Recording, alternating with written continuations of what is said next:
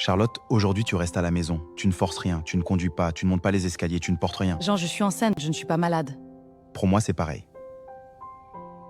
Donc maintenant, je suis ta patiente? Non, tu es ma femme. C'est pire. Après tout ce qu'on a traversé, je veux juste que ce bébé arrive bien. Ah, mais... Moi aussi. Je vais rester tranquille. Je vais prendre mon petit déjeuner, lire un peu et attendre que monsieur le grand médecin rentre à la maison. Voilà ce que j'aime entendre. Et si l'école de Kevin appelle encore? Jean... Tu ne te déplaces pas, tu m'appelles. C'est moi qui irai. D'accord. Mado, tu me fais toujours rire. Ah, Charlotte, c'est la vie. Oui, vraiment. Allez, je termine ici. Prends ton temps, Mado. Mon bébé, je te nettoie tout avec amour. Pour que tu arrives dans un monde tout doux. Chante avec moi, petit cœur si précieux. Maman t'attend avec tant de bonheur. Oh, la chambre de mon futur bébé. Elle est parfaite. Ce petit lit est si mignon et la décoration est adorable. Je suis tellement impatiente de rencontrer mon petit trésor.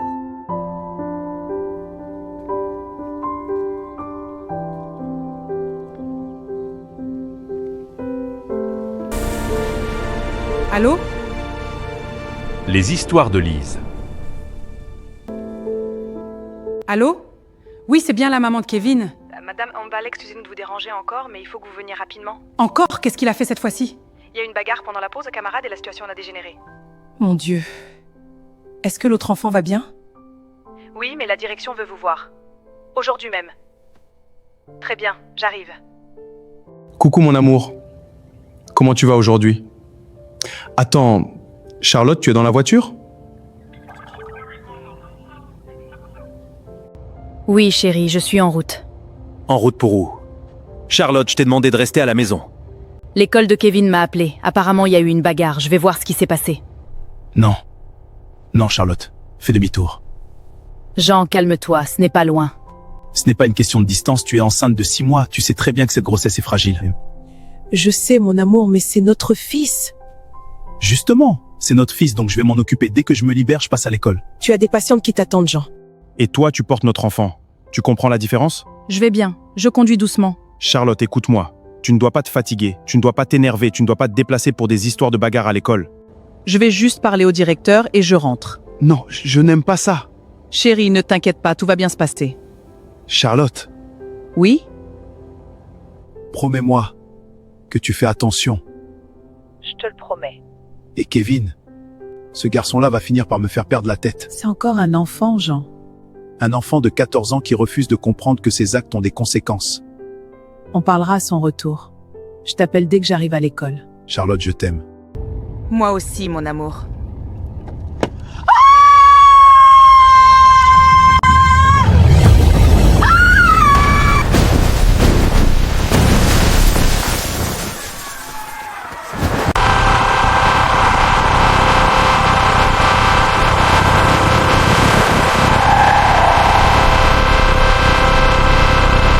Docteur! Docteur Jean!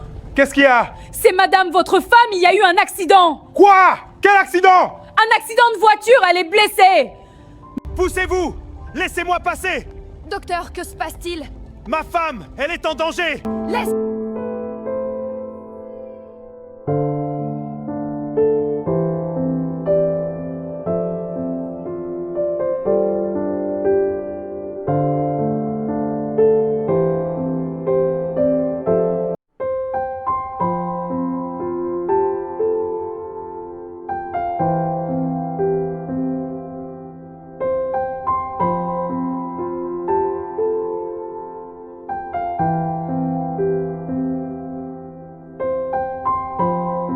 Charlotte, mon amour, réveille-toi. Tu m'entends? C'est Jean, je suis là. Tu m'as promis de faire attention. Charlotte, tu m'as promis... Non, non, vous n'avez pas tout fait. Continuez! Jean, continuez. Je vous en supplie. Elle ne peut pas partir comme ça. On a tout essayé. Non! Non, Charlotte!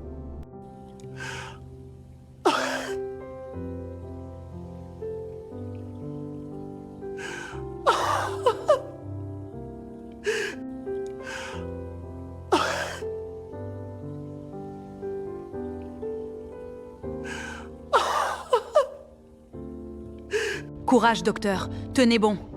Soyez fort, docteur. Encore un effort, courage. Jean, tu n'es pas seul, je suis là avec toi, on va s'en sortir.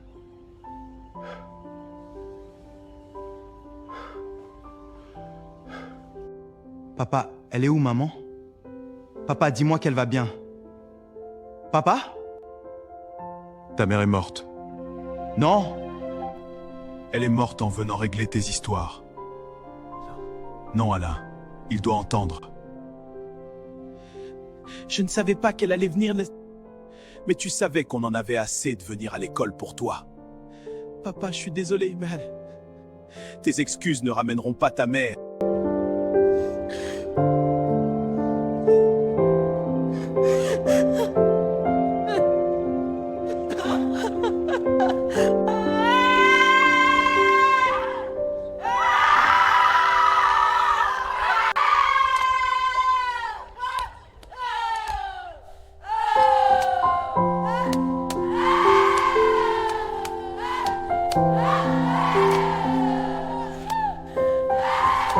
Charlotte, je ne sais même pas par où commencer. Depuis que tu es partie, le monde autour de moi continue de bouger, mais moi je suis resté bloqué à ce jour-là. Tu étais ma femme, la femme avec qui je pensais veiller. Aujourd'hui, je me tiens devant toi avec un cœur brisé. Avec des regrets que je porterai toute ma vie. Que ce bébé arriverait dans nos bras. Mais aujourd'hui, je suis l'âme incapable de comprendre pourquoi Dieu t'a rappelé si tôt.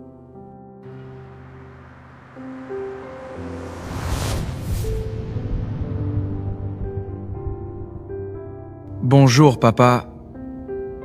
Papa, je ne veux pas aller à l'école aujourd'hui.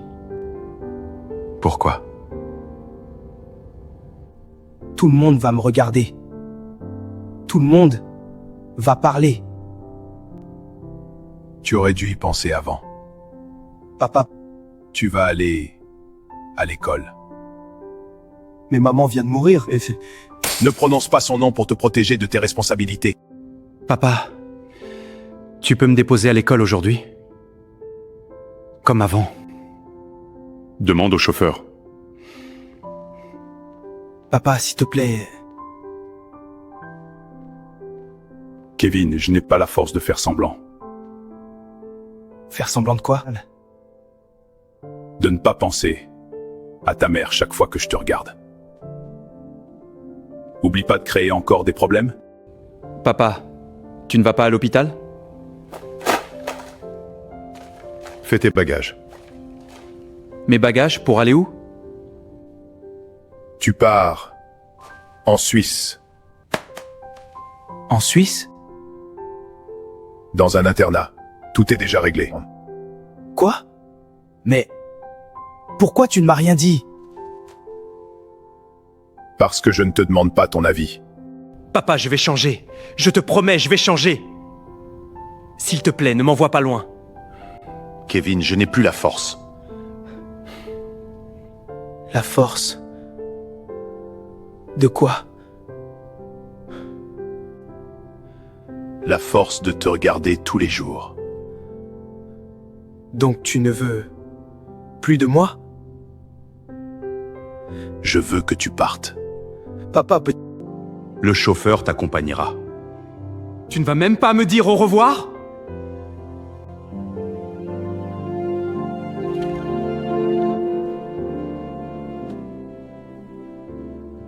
Tantine Rose viendra te chercher à l'aéroport quand tu arriveras. Et toi? Tu viens avec moi à l'aéroport? Fais tes bagages. Ton vol est ce soir. Maman, pardonne-moi, je ne voulais pas ça.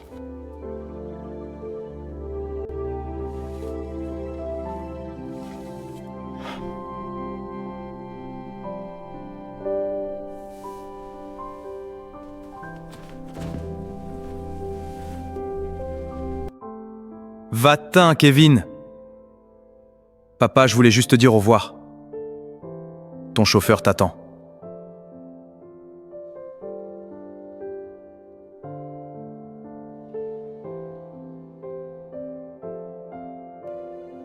mon petit. Prenez soin de papa. Kevin.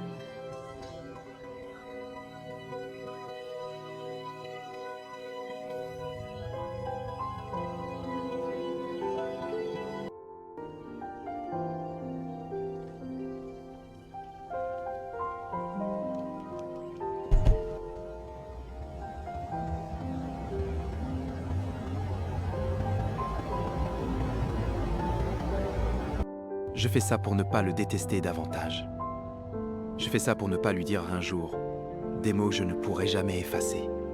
Papa, je vais gagner. Attends, je vais te rattraper. J'ai gagné, maman.